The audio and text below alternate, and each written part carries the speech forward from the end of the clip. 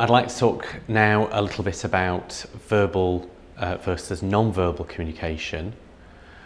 People often focus on what we say, but actually your listener is making lots of decisions and judgments about you from the way that you look and the way that you present yourself.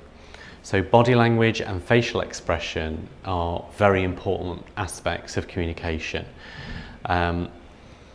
There's been research looking at how cis men and women differ, and these are stereotypes, so do bear that in mind. These are not rules. In terms of facial expression, more female spectrum is being more open, more smiling, more social nodding. So when I'm lecturing students, a lot of my female students will be nodding along in agreement, demonstrating that they're listening, and you might find that in cis female conversational partners. So if you're looking for a more female spectrum facial expression, having that more open aspect, raised eyebrows occasionally, wide open eyes, and gentle nodding in agreement with your conversational partner would convey that more female spectrum. For male spectrum, males tend to be less expressive. So there will be very little, if any, social nodding along with the conversation, and quite a neutral facial position. I personally think that I'm far more expressive, so I'm using a more female spectrum facial expression and non-verbal technique because that's who I am and that's what I'm comfortable with. So think about those two extremes and where you'd like to sit within it. I think it always has been, but transitioning has just allowed it to blossom really into its own self. It's always been there, but now it's in an abundance rather than, you know, it was pretty muted before. So now it's and I feel that it draws more people towards me and makes them want to spend time with me. I tend to play with my necklace a lot more now. You know, when I'm listening intently, and people have picked up on that element, you know, that it's a very feminine perceived trait to have, you know, and it just feels so natural and something that's been suppressed for such a long time before transitioning. So yeah, I think as I started to present myself in a way that's more authentic to me, I felt more confident in not sort of dampening down my expression and things. I communicate a lot with hands and gestures and things like that, and a lot of the things that I don't necessarily say I try to communicate through my expressions and things like that. I think it's a really good way to make those connections quite early with people, and it's a really good way to show that you're quite an open person as well, with gestures and facial expressions and things. So it's not necessarily something that I consciously started to do, but it was something I was just like, okay, right, this is me now, and I want to navigate the world as this and communicate with people like this. And then suddenly, oh, my hands are moving around and my face is moving and things like that. This is new, and that was okay for me. I enjoyed that, and I felt like I was having more authentic conversations with people as a result of that. So yeah, it's something that unconsciously happened, but then I became aware of that happening, I suppose.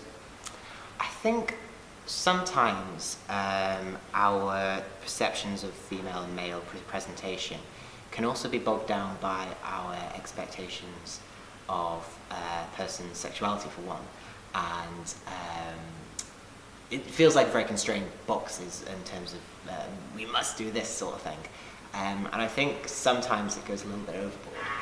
So there's a lot of cis men who, particularly cis straight men, who navigate the world, who dampen down all of their emotions and things. And I don't think that's necessarily a healthy thing to do. And I don't think it means that they sometimes make those very healthy connections in their lives. And it feels like this barrier that's in the way of them making those connections.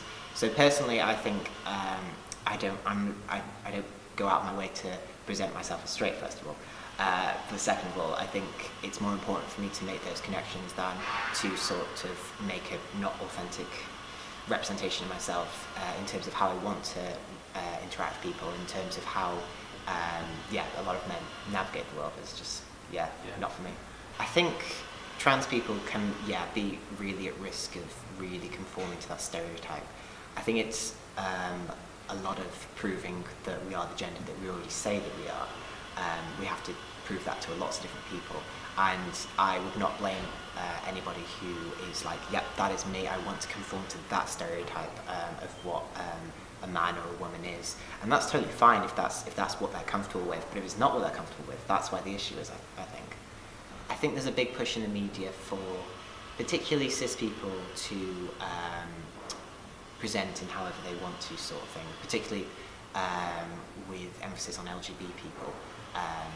They are allowed to present themselves however they want, so why not trans people as well? Why would we have to constrain ourselves and prove ourselves if everybody else is allowed to present how they want to?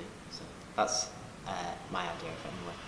I think I feel like I'm confident enough and have been given license enough to use my face a lot more than I used to, because there's a whole thing when you've been assigned male at birth and are being raised in a particular way, that of those expectations that people have of you, and it works the other way as well, of course. But now it just feels like part of it is like I feel like I'm free enough to be able to express myself in the way I've kind of always wanted to. But part of it is also, well, actually I've stopped caring what other people think.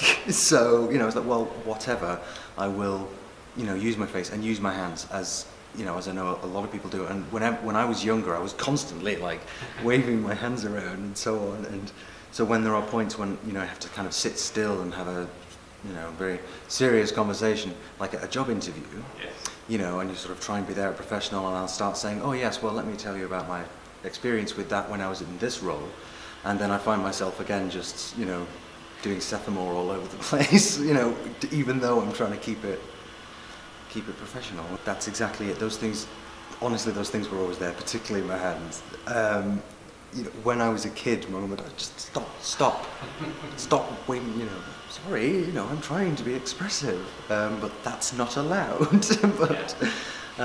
But yeah, absolutely, it does. And so I've just now kind of got the freedom to express myself in that way, or I have given myself that freedom.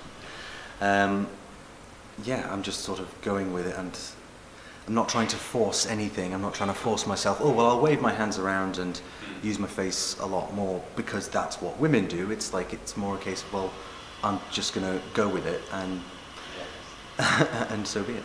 Definitely sometimes, yeah, but then again, with some of the work that I've done, so I am aware of things like verbal nods and so particularly when you're on the phone, yeah, I understand, all of that sort of thing. So I've kind of come at it from that angle as well. But yeah, absolutely, by sort of engaging, because usually when you're using your hands and whatever, you're often gesturing to the person that you're speaking to. And so when you're asking a question quite directly, so what do you think? You are quite emphatically, gesturing for them to, join in with the discussion sort of thing. So, there is, it is different. It's not like, oh, it's made such a massive difference, but it is something that I've noticed is different from how it used to be before, and how I used to express myself, and how people used to express themselves to me. And a lot of the time it depends on who you're talking to. But then if I'm talking to other trans women, which happens quite frequently because that's almost all of my friends, and by the end of the conversation we're all doing it. So there's constant give and take.